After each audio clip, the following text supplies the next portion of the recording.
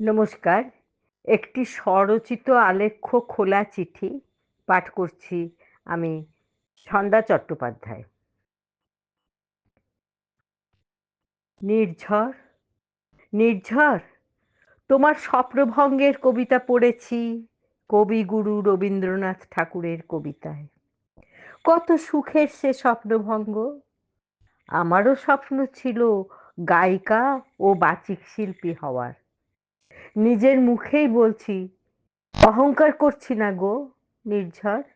আমি সত্যিই রেডিও শুনে অবলীলায় তুলে নিতাম রবীন্দ্রসঙ্গীত, নজরুল গীতি, লতা, আশা, সন্ধ্যা মুখোপাধ্যায়কে আমার কণ্ঠে, খুব ছোটবেলা থেকে।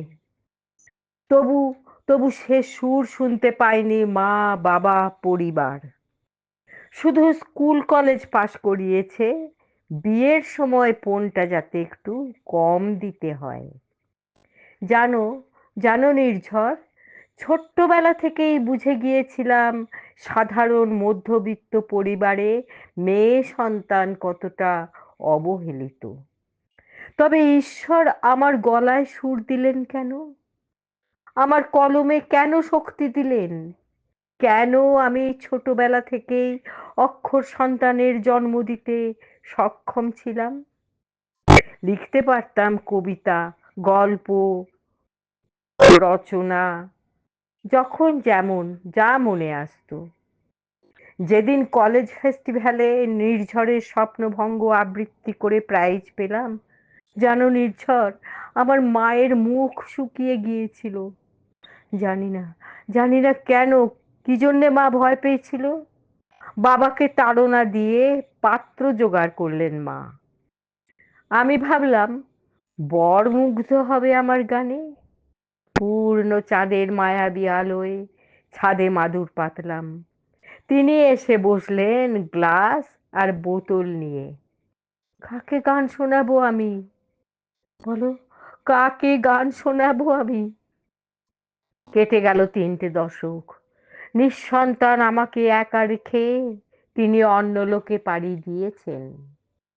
আমি প্রেমের কাহিনী অজস্র পড়েছি, প্রেমের সিনেমা দেখেছি। আমার নিজের জীবনে প্রেম আসেনি নির্ঝর। আমার ভালোবাসা শুধু গানে, কবিতায়, সাহিত্যে। আমার স্বপ্নটা আমার একারই ছিল। আজ বুঝি আমার স্বপ্নটা আমার একারই ছিল। সেটা সফল করার দায়িত্ব, সেটা তো আমার একারই। আমি লিখছি গল্প, কবিতা, কত মানুষ পড়ছেন। আমি ভালোবাসা চিনছি। আমি আমি ভালোবাসা চিনছি। আমি মঞ্চে দাঁড়িয়ে বলতে পারছি, আমি ভাঙিব পাষাণ কারা, আমি জগৎ প্লাবিয়া বেড়াবো গাহিয়া আকুল পাগল পাড়া। কি জানি কি হলো আজি, জাগিয়া উঠিল প্রাণ। দূর হতে শুনি যেন মহাসাগরের গান।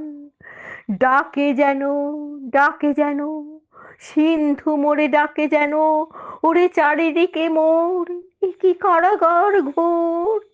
ভাঙ, ভং, ভাঙ কারা, আঘাতে আঘাত কর। ওরে আজ কি গান গেয়েছে পাখি, গেয়েছে রবির কর। নমস্কার, ধন্যবাদ।